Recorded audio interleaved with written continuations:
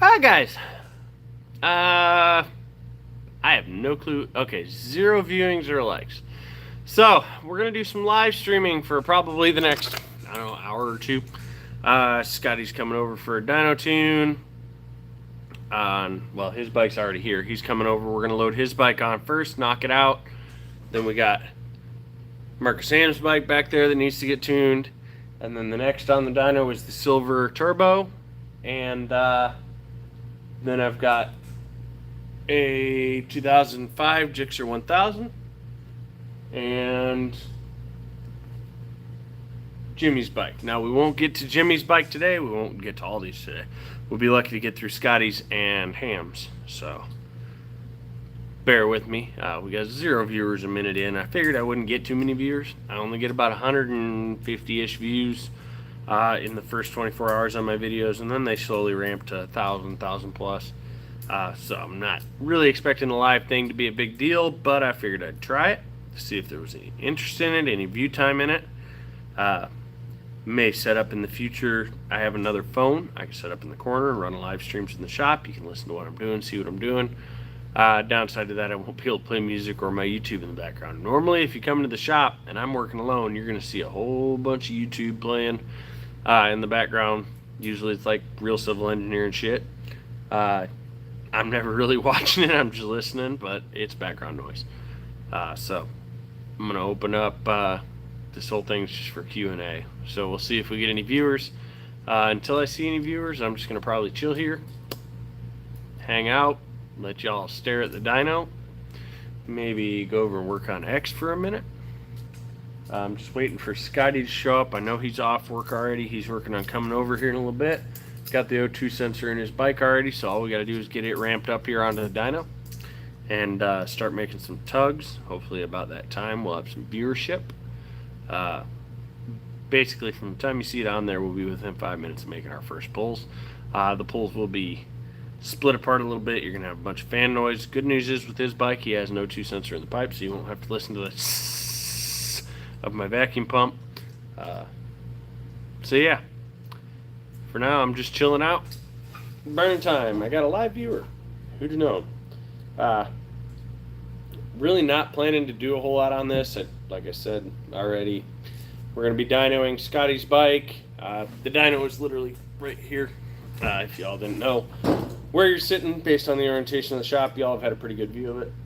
But yeah, Scotty's bike, Ham's bike, the silver boost is ready for the dyno on C16. I've got Jimmy's bike. We're going to crank the boost up, see why when we crank the boost up it starts misfiring.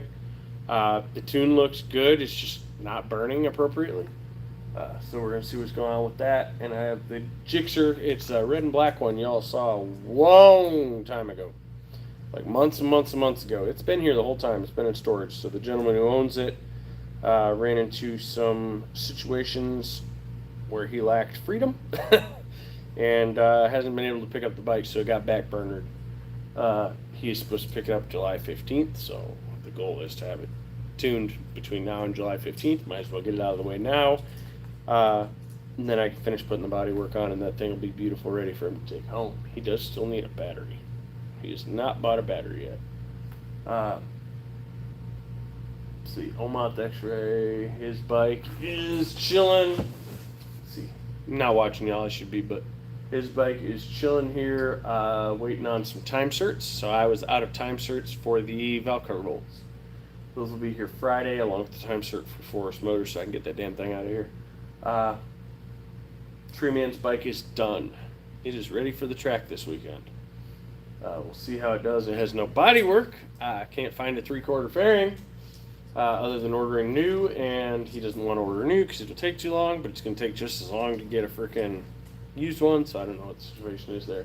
The 14, still waiting on Cuddy to bring over the tip sensor and such. He was absolutely obliterating my phone on a Saturday, but not when I got here. So I don't know what the situation is there. I got a TL1000 in today. That's a whole freaking box of crap, but it runs. It does run. It needs a fuel system. And an 01 Gixxer y'all may recognize. It's the one I had to change out the reluctor wheel in. Was running like utter poo. He originally brought it just for me to get it to fire up. He didn't want to spend a whole bunch of money on it. Now it's back because, well, it had 2 dead injectors and a plug fuel pump and a bunch of mud in the fuel system and a kinked off fuel line. So we got basically a whole new fuel system in exchange for the motor he had here already. Let's see. I think that's it. That's the shop update. Brett's I haven't touched today. The orange bike's down in storage. I think I'm going to empty out the storage this week and just zero that out. Let it go back. But yeah, I don't know when Scotty's going to get here. So Scotty is supposed to be here anytime. And we will go ahead and get his bike loaded up. And you guys will be basically chilling in the background watching. Scotty's bike is an 03 GSX-R 600 with a GSX-R 1000 motor from 04 in it. This is the smaller bore with an 05 head, 07 intake cam on the exhaust, 398 intake cam, 70-pound valve springs, squeezed 27 thou head to piston. Yes, I know that is uber tight. The cams are set as low as I could get them and still have valve to piston clearance, which was not very low. I'm pretty sure we're at like 111, 115 or something like that. We were way up there on the cam angles. But we did what we had to do to get the clearance. It is on M5 dry block, so you're going to see some tears because Lord have mercy, M5 in this building is rough. We will be eventually switching to Nitro 50/50 on that motor. He has most of the components for his new 3mm motor lined up. Then after that, I'll jump to Marcus Ham's back here over my shoulder. That bike came out phenomenal. I'm actually going to walk around with y'all, since y'all are nice enough to show up and feed me. Spin. There we go. So, we got this boost out here. I went ahead and built a permanent line for the scavenger pump. It seems okay. It's not smoking right now, but it is dripping oil out of the turbo on the cold side. So I'm still trying to figure that out. And you get the charge pipe on that, goes on the dyno. This is Ham's bike. He did a phenomenal job on this paint. This is some of the prettiest chameleon I've ever seen out of him. It looks awesome. It looks really gold on camera, but it's actually really red. There, it looks like that in real life. Ooh, there's a scuff. Damn, already. I ain't even freaking, you can tell I ain't moved it. It's still got the freaking water on it from where Hoopty dropped it off in here. So I got to address that thing. Scotty's bike is the first one going on the dyno here in a little bit. Whenever he gets here. So M5, like I said, stock bore, stock stroke, Gixxer. This girl has been here for a hot minute. It's ready to go on the dyno finally. I'm going to wipe y'all off. Ready to go on the dyno because he's supposed to pick that up on the 15th. I am seeing oil drips, so I got to figure out that leak. It does have a leak. Okay. Not a big deal. We'll address that before the date he's going to pick it up. This is a TL 1000 that got dropped off today. This thing is a freaking mess. Like, the gauges aren't sweeping. It's got FI lights, all sorts of shit. But it does fire up on some brake cleaner. The fuel pump does not work. Gas tank's outside because it smells like 1,000 booty holes. That one just got a fuel system. Jimmy's bike, obviously back here because when he turns up the boost, we're getting a miss. And the tune-up, the fueling looks great.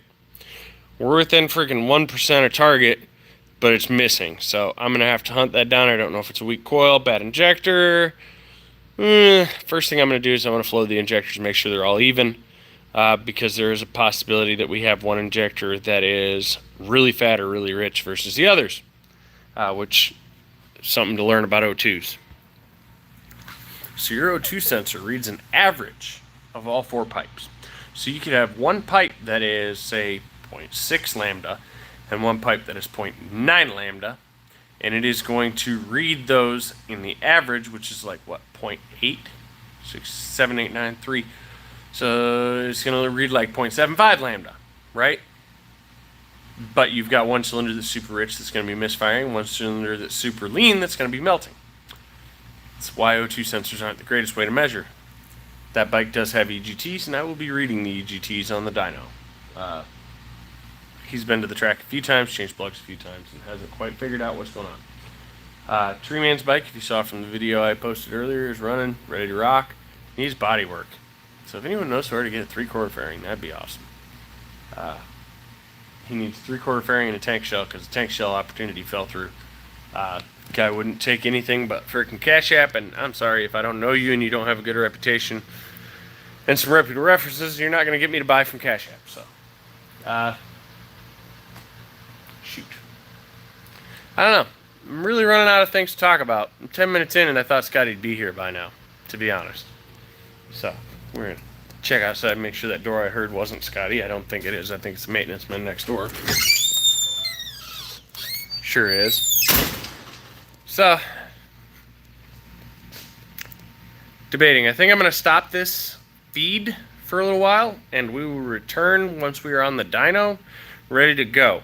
Because otherwise, y'all are going to be sitting here staring at my ugly mug for a while, and I'd rather just work on that girl and not be on camera. Let's see, how do I stop this?